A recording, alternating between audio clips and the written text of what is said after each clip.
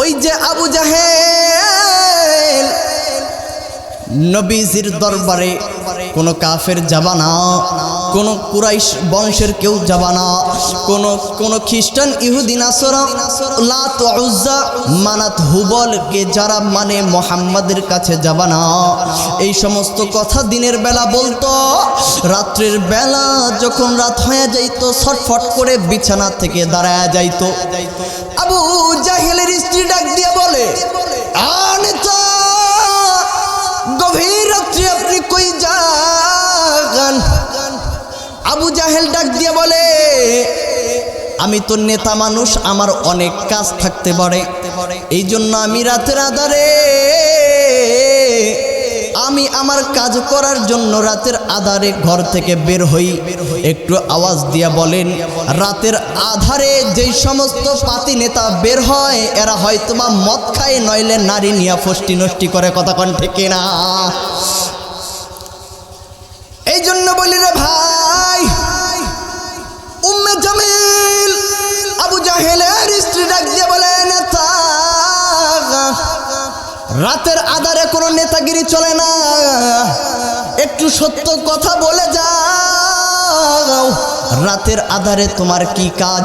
এইবার আবু জাহেল ডাক দিয়া বলে, বিবি রে একটা কথা তোকে বলবার চাই, কিন্তু কসম করে বল এই কথাটা কোনো জায়গায় বলবি না, কারো সঙ্গে শেয়ার করবি না। বলে না না না করব না। এইবার আবু জাহেল ডাক দিয়া বলে, বিবি রে আমি রাতের আধার যখন হয়ে যায়, রাত্রিটা যখন গভীর রাত্রে রূপান্তরিত হয়ে যায়, আমি আর সহ্য করতে পারি না, আমার মধ্যে ছটফটানি শুরু হয়ে যায়, আমার মধ্যে জ্বালা পোড়া শুরু হয়ে যায়। আমি মুহাম্মাদের কোরআন শোনার জন্য রাত্রিবেলা তোমাকে ঘুমের মধ্যে রাইখা মুহাম্মাদের দরবারে হাজির হয়ে যাই। জোরে বলেন আল্লাহু আকবার। কোরআনের পথে অবিচল থেকে আমার মরণ যেন হয়। এই জন্য বলি ভাই, এই কোরআন আল্লাহ তাআলা দিয়েছেন বিশ্ববাসীর হেদায়েতের জন্য। এই কোরআন যদি ঘরের মধ্যে মানা হয়, ঘরের মধ্যে শান্তি দান করে দেয় যিনি। আওয়াজ করে বলেন তিনি কে? আওয়াজ দিয়া মুমিনের কণ্ঠে বলেন তিনি কে? এই কোরআন যদি পার্লামেন্টে কোরআন দ্বারা রাষ্ট্র কায়েম যদি করা হয়, ওই কোরআনের রাষ্ট্র কায়েম করার কারণে ওই রাষ্ট্র থেকে দুর্নীতি, ঘুষ, নারীবাজি, চাঁদাবাজি সব কিছু দূরীভূত করে সোনালী রাষ্ট্র রূপান্তরিত করবেন যিনি, তিনি কে? এই কোরআন যদি পরিবারের মধ্যে গঠন করা হয়, পরিবার জান্নাতি পরিবার হয়ে যায়। এই জন্য বলি রে ভাই, সারা বাংলাদেশ ঘুরে ঘুরে একটা কথাই বলি, আব্বা জান কোরআনের দিকে ফিরে আসেন, আল্লাহর নবীর হাদিসের দিকে ফিরে আসেন। আল্লাহর কসম করে বলি, এই দুইটা জিনিস যদি নিজের জিন্দেগিতে কেউ ফিট করতে পারে, নিজের জিন্দেগির মধ্যে যদি কেউ গঠন করতে পারে, আল্লাহর কসম করে বলি ওই মানুষটা কঠিনকালেও পথভ্রষ্ট হবে না, ওই মানুষটা সর্বদাই হকের পথে অটল এবং অবিচল থাকবে। এই বাজান কোনো দিকের নজর নয়। একটা বার আওয়াজ করে বলেন, আপনার আমার মালিক কে? একটু ইমানের কণ্ঠে বলেন, আপনার আমার মালিক কে? আমরা আল্লাহর ইবাদত করি, কথা বলেন ঠিক কি না? আমাদের আল্লাহ বলেন, কুল হুয়াল্লাহু আহাদ আল্লাহুস সামাদ লাম ইয়ালিদ ওয়া লাম ইউলাদ ওয়া লাম ইয়াকুল লাহু কুফুয়ান আহাদ। বলি আল্লাহু আকবার। আমাদের আল্লাহ এক, আমাদের নবী এক, আমাদের কোরআন এক। আওয়াজ করে বলেন কথা ঠিক কিনা? মুমিন মুসলমান যদি বিপদে পড়ে সাহায্য চাবে একজনের কাছে, আওয়াজ দিয়ে বলেন তিনি কে? আরো জোরে বলেন তিনি কে? সন্তান দরকার পড়লে চাবো কার কাছে? বিপদে পড়লে সাহায্য চাবো কার কাছে? কঠিন মুসিবতের মধ্যে, সর্বপ্রকার কঠিন অবস্থার মধ্যে যদি পড়ে যাই, সাহায্য চাবো কার কাছে? কিন্তু দুঃখজনক হলেও বাস্তব সত্য কথা, আমাদের সমাজের এক শ্রেণীর মানুষ আছে আল্লাহর কাছে চায় না, বাবার পেছনে দৌড়ায়, মনে করে বাবাই সন্তান দেয়, বাবাই বিপদের হাত থেকে উদ্ধার করে, বাবাই আমাদেরকে মুক্তিদান করে। এই জন্য বলি ভাই, সব বাবা, কোনো বাবার পিছনে কল্যাণ আসে না, কল্যাণ যিনি দেন অত আইজু মান তাশা ওয়া তুযিল্লু মান তাশা, আল্লাহ তাআলাই সাহায্য করেন, সম্মান দেন আল্লাহ, বেইজ্জতি করেন আল্লাহ, বিপদে পড়লে বিপদ থেকে মুক্তি দান করতে পারেন একমাত্র আল্লাহ। আল্লাহকে ছাইরা যারা বাবার পেছনে দৌড়ায়, কশিন কালো এরা ইমানদার হতে পারে না, এরা হলো আবু জাহেল, উতবা, সাইবার উত্তরসূরি। কথা বলেন ঠিক কিনা? এই সমস্ত ভণ্ড যারা আছে, আমরা বলি অলি আউলিয়ারা সত্য, কারণ অলি আউলিয়াদের মাধ্যমে আমাদের দেশে ইসলাম এসেছে। কথা বলেন ঠিক কিনা?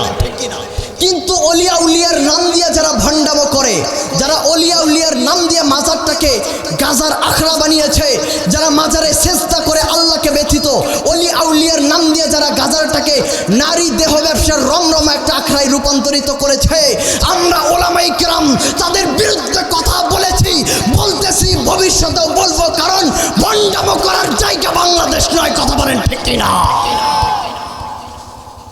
এই সমস্ত বাবার মুরিদরা কি গান বলে জানেননি বাবা? কিরামান কাতিবিন রোজ হাসরের দিন, কিরামান কাতিবিন রোজ হাসরের দিন, মাওলার কাছে যখন করবে অভিযোগ, আমি বলবো দুনিয়ায় ছিলাম হেলাল বাবার লোক, আমি বলবো দুনিয়ায় ছিলাম হেলাল বাবার লোক। বলেন না নাউজুবিল্লাহ? আমরা এই গানটাকে মডিফাই করে আমরাও বলি কিরামান কাতিবিন রোজ হাসরের দিন, কিরামান কাতিবিন রোজ হাসরের দিন, মাওলার কাছে যখন করবে অভিযোগ, তোরা বলবি আমরা ছিলাম হেলাল বাবার লোক, ফেরেশতা লাথি দিয়া বলবো জাহান্নামে ঢোক। কথা বলেন ঠিক কিনা? আমরা ওই গান ওইভাবে বলি না, আমরা বলি কিরামান কাতিবিন রোজ হাসরের দিন, কিরামান কাতিবিন রোজ হাসরের দিন, মাওলার কাছে যখন করবে অভিযোগ, আমরা বলবো দুনিয়ায় ছিলাম মুহাম্মাদের লোক, আমরা বলবো দুনিয়ায় ছিলাম মুহাম্মাদের লোক। কথা বলেন ঠিক কিনা? এ মুসলমান, আল্লাহর নবী ছাড়া কিয়ামতের ময়দানে কেউ আপনাকে আমাকে চিনবে না, কেউ আপনার আমার জন্য সুপারিশ করবে না। এরে মুসলমান আব্বা জাগন, যে সন্তানকে বুকের মধ্যে নিয়া রাতের পর রাত ঘুমাও, যে বিবির জন্য মাথার ঘাম পায়ে ফেলে উপার্জন করো রে বাবা, এই সন্তান এখনই যদি তোমার মৃত্যু হয়ে যায়, ও মা দিলের কানটা লাগায়া দাও। যে স্বামীর ঘরে তুমি এসেছো, একদিন লাল শাড়ি পরা স্বামীর ঘরে আনন্দ ফুর্তি নিয়ে ঢুকেছ, নববধূ হয়ে ঢুকেছ, তোমার মৃত্যু যদি হয়ে যায়, ওই স্বামীর ঘর থেকে তোমাকে সাদা কাফন পরে বের হতে হবে। কথা বলেন ঠিক কিনা? আমি তো বলেছি বাবা, এই দুনিয়াতে কেউ থাকতে পারে না। আমি তো প্রত্যেকটা বয়ানের মধ্যে বলি, দুনিয়াতে আসার সিরিয়াল আছে কিন্তু যাওয়ার কোনো সিরিয়াল নাই। দুনিয়াতে আসার ক্ষেত্রে এমন হয়, আগে বাবা আসে, তারপরে আগে দাদা আসে, তারপরে বাবা আসে, তারপরে সন্তান আসে, কিন্তু যাওয়ার ক্ষেত্রে এমন হয়, দাদা দুনিয়াতে জীবিত, বাবা দুনিয়াতে জীবিত, নাতি দুনিয়া থেকে বিদায় হয়। কথা বলেন ঠিক কিনা? একটু জোরে বলেন না ঠিক কিনা রে বাবা? এ মুসলমান, আজকে যদি আপনার আমার মৃত্যু হয়ে যায়, ওই বিবিও বলবে না আমার স্বামী আমার জন্য কষ্ট করেছে, আমার স্বামী আমার জন্য একটা ভালো কাপড় পরে নাই, আমার স্বামী আমার জন্য একটা ভালো দামি লুঙ্গি পরে নাই, আমাকে দামি কাপড় পরিয়েছে, আমাকে দামি শাড়ি পরিয়েছে। ও গ্রামবাসী, আমার স্বামী মৃত্যুবরণ করেছে, আমার স্বামীকে কবরে নিয়ে যেও না, আমার স্বামীকে নিয়ে তোমরা কই যাও? বিবি এ কথা বলবে না, সন্তানও বলবে না, বরং বলবে তাড়াতাড়ি আমার বাবাকে ঘর থেকে বের করো, তাকে দেখলে আমার ভয় লাগে। 2 দিন কান্না করবে, 4 দিন কান্না করবে, 5 দিনের মাথায় তারা আমাদেরকে ভুলে যাবে। এ বন্ধু শুধু তাই নয়, কিয়ামতের ময়দানে এই মা বাবা, এই বিবি, এই সন্তান একটা নেকির কারণে তোমার আমার পরিচয় দিবে না রে বাবা। যখন যায় বলবা রে বাবা আমি তোরই বাবা, আমি তোরই পিতা, যে পিতা নিজে না খাইয়া তোকে খাওয়াইছি, আমি তোরই স্বামী রে বিবি, তোকে সর্বপ্রকার সুখে রাখতে গিয়া নিজের জিন্দগিটাকে সুখের হাত থেকে বিসর্জন দিয়েছি। এ বিবি আমি তোরই স্বামী, একটা নেকির কারণে আমার জাহান্নাম ঠিকানা হয়, আমাকে একটা নেকি দিবিনি, তোর নেকিটা নিয়ে আমি জান্নাতে যেতে চাই। বিবি ডাক দিয়ে বলবে দুনিয়াতে তো আমার বিবাহই হয় না, তুমি কিসের স্বামী পরিচয় নিয়ে আমার সামনে দাঁড়িয়েছ? এরকম সন্তান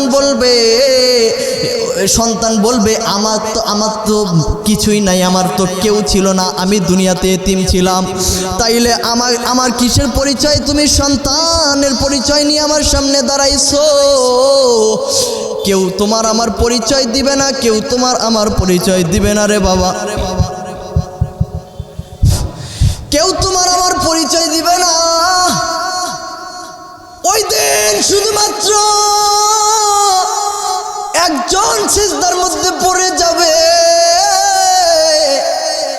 মাকামে মাহমুদে একটা আল্লাহর নৈকট্যময় জায়গার মধ্যে পড়িয়া রব্বি হাবলি উম্মতি, রব্বি হাবলি উম্মতি, আল্লাহ গো তুমি যদি আমার উম্মতকে জাহান্নামে দাও, আমি নবী তোমার ওই সুখের জান্নাতে যাব না। বলি আল্লাহু আকবার, আরো জোরে বলেন আল্লাহু আকবার।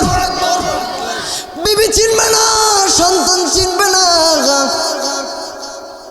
চাচা চিনবে না, কেউ চিনবে না, শুধুমাত্র চিনবেন যিনি, তিনি হচ্ছেন আপনার আমার মদিনাওয়ালা নবী।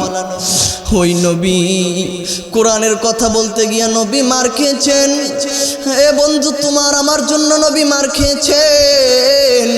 একবার আপনার আমার নবী যখন আম্মা জান হযরতে আয়েশা আল্লাহর নবীকে গোসল করাবার জন্য আম্মা জান আয়েশা নবীজির শরীরের যখন কাপড় সরাইছে, দেখে ছোট ছোট শরীরের মধ্যে দাগ দেখা যায়। নবী আয়েশা ডাক দিয়ে বলে, ওগো নবী গো, আপনার শরীরের মধ্যে কি দাগ দেখা যায়? আপনার শরীরের মধ্যে কিসের দাগ দেখা যায়?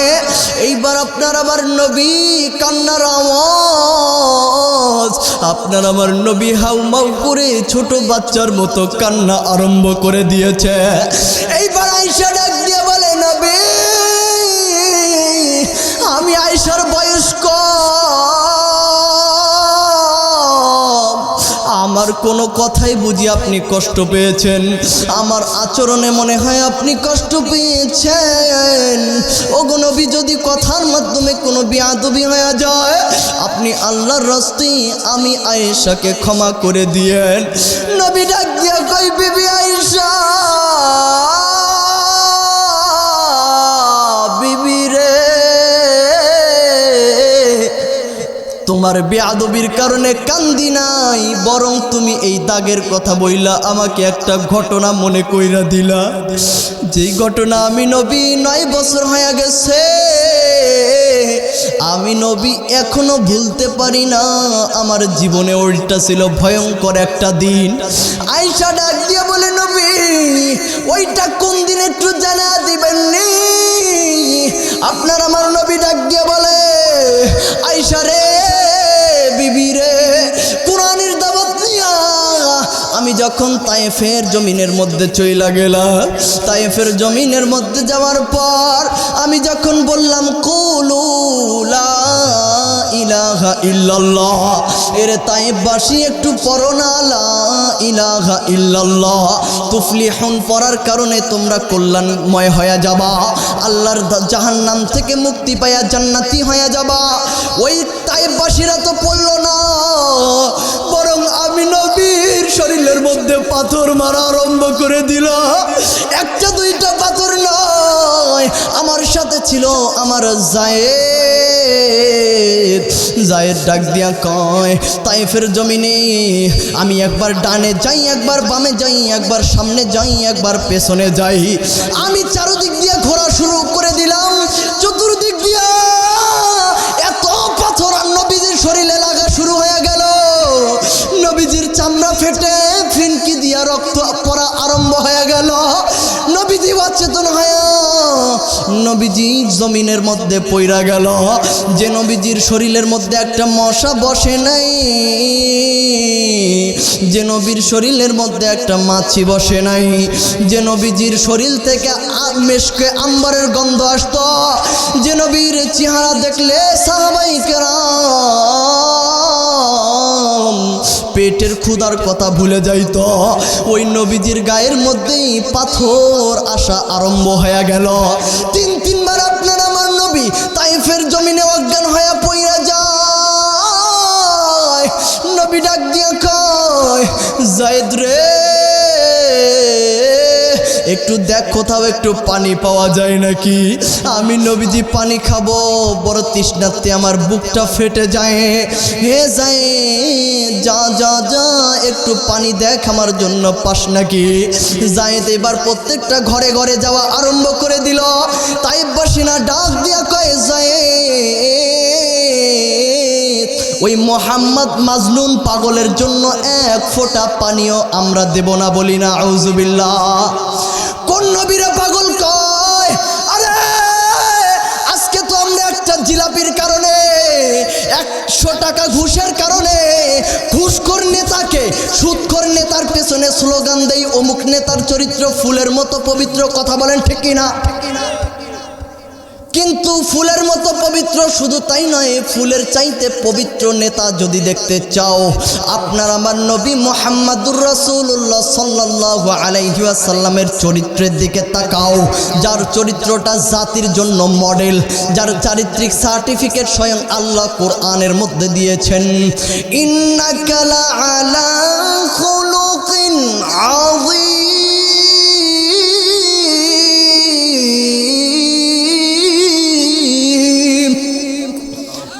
উন্নত চরিত্রের অধিকারী আপনার আমার নবী, ওই নবীর শরীরের মধ্যে পাথর মারতেছি, আসমানের ফেরেশতারা তাকিয়ে আছে, জমিনের ফেরেশতারা তাকিয়ে আছে। এইবার আল্লাহ তাআলা, আরে আল্লাহ তাআলা নিজের নামে অপমান করলে আল্লাহ সহ্য করে, কিন্তু আল্লাহর হাবিবের শানে যদি কেউ বেয়াদবি করে, আমার আল্লাহ কঠিন কালেও এটা বরদাস্ত করতে পারে না। কারণ আমার আপনার নবীকে ভালোবাসেন যিনি, আওয়াজ করে বলেন তিনি কে? আবু জাহেল পাথর মেরেছে হাত দিয়ে, আল্লাহ তাআলা বলেন তাব্বাত ইয়াদা আবি লাহাব। নারায়ে তাকবীর, নারায়ে তাকবীর। দ্বিতীয় মেহমানের আগমন, মাওলানা হারুনুর রশিদ সিদ্দিকী সাহেবের আগমন। তাফসীরুল কোরআন মাহফিলের পক্ষ থেকে লাল গোলাপ শুভেচ্ছা। জানেননি না আপনারা? তো 2 মিনিট সময় নিয়ে আমি আলোচনা শেষ করে দিব। হুজুর চলে এসেছেন। এইবার আপনার আমার নবীজির শরীরের মধ্যে পাথর মারা শুরু করে দিল। আসমানের ফেরেশতা তাকিয়ে আছে, জমিনের ফেরেশতা তাকিয়ে আছে। কি একটা করুণ কাহিনী না ঘটে যাচ্ছে। ফেরেশতারা ছটফট করতেছে। জিবরাইল ডাক দিয়ে বলে, আল্লাহ আমাকে আদেশ দেন, আপনার বন্ধুর গায়ে পাথর মারতেছে, 2 পাহাড় দিয়া ওদেরকে নিশ্চিহ্ন করে দিব। এইবার আল্লাহর নবীর ফেরেশতা জায়েদ বলে পানি দিল না, তায়েফবাসীরা পানি দিল না। আল্লাহর নবী ডাক দিয়ে বলে, জায়েদ, ওই যে দূরে একটা বকরির পাল দেখা যায়, ওই বকরির পালের কাছে গিয়া বলো আমাকে যেন একটু দুধ দহন করে দেয়, আমি দুধটা পান করে আমি আমার পিপাসার্ত অন্তরটাকে একটু ঠান্ডা বানাবো। এইবার যখন বকরির কাছে গেল, জায়েদ ডাক দিয়ে বলে, ও বকরির রাখাল, একটু দুধ দহন করে দিয়া দাও, আমারে একটু দুধ দহন করে দাও। এবার বকরির রাখাল ডাক দিয়ে বলে, জায়েদ তোর মাথা কি খারাপ? এই ছোট ছোট বকরির কাছ থেকে দুধ কোথায় থেকে আসবে? এইবার আপনার আমার নবী তো রহমতের নবী, আপনার আমার নবী তো দো জাহানের নবী। এইবার আপনার আমার নবী বলেন, আমি যদি ছোট বকরির কাছ থেকে দুধ নিতে পারি, ওই ইহুদি রাখালের কোনো আপত্তি আছে নাকি? ইহুদির রাখাল বলে, না, কোনো আপত্তি নাই, তবে যদি তোমার মুহাম্মদ যদি দুধ না নিতে পারে, তায়েববাসীদের মতো আমরাও পাথর মেরে তাকে হত্যা করে দিব। এইবার যখন আপনার আমার নবী যখন বকরির দিকে হাত বাড়াইছে, তাফসীরের মধ্যে ব্যাখ্যাকারকগণ লেখেন, বকরি আসমানের দিকে মাথাটা উঠায়া ডাক দিয়ে বলে, আল্লাহ, তায়েববাসী রে, ও তোমার নবীরে তায়েববাসী চেনে নাই, কিন্তু আমরা পশু পাখি তো তোমার নবীরে চিনি। আল্লাহ গো, তোমার নবীকে ওরা মেরেছে, আমরা হতভাগা বকরি, আমাদের ওলানের মধ্যে কোনো দুধ নাই। ও গো আল্লাহ, কোনো আফসোস নাই, আমাদের শরীরের মধ্যে যত রক্ত আছে, রক্তগুলারে দুধ বানায় তোমার হাবিবের খেদমতে পেশ করো। বলেন আল্লাহু আকবার, আর জোর বলেন আল্লাহু আকবার। এই জন্য বলি ভাই, যদি স্লোগান হয়, যদি কারো পেছনে ছোটা লাগে, আমরা মদিনার নবীর পেছনে ছুটবো। কথা বলেন ঠিক কিনা? আমি ভাইজানকে রেখে একটা অঙ্গীকার আপনাদেরকে নিতে চাই যে সমস্ত পথ এবং মতের ঊর্ধ্বে রয়েছে দুইটা, কোরআন এবং সুন্নাহ। এই দুইটা পথ যদি আপনারা আঁকড়ে ধরেন, মদিনার নবী বলেন, যতই ফিতনা আসুক না কেন, এই দুইটা পথকে যারা আঁকড়ে ধরবে, কোনো ফিতনাই তাদেরকে বাতিল ফিরাকার মধ্যে ঢুকাইতে পারবে না। বলি আল্লাহু আকবার। এই জন্য কোরআন এবং হাদিসের আলোচনা শুধু শুনলেই হবে না, এটা আমাদের নিজের জিন্দেগির মধ্যে বাস্তবায়ন করতে হবে, সমাজের মধ্যে বাস্তবায়ন করতে হবে, রাষ্ট্রের মধ্যে বাস্তবায়ন করতে হবে, পরিবারের মধ্যে বাস্তবায়ন করতে হবে। আল্লাহ তাআলা আমাদের সকলকে তৌফিক দান করুক। ওয়া আখিরুদ দাওয়ানা আনিল হামদুলিল্লাহি রাব্বিল আলামিন। আসসালামু আলাইকুম ওয়া রাহমাতুল্লাহি ওয়া বারাকাতুহু।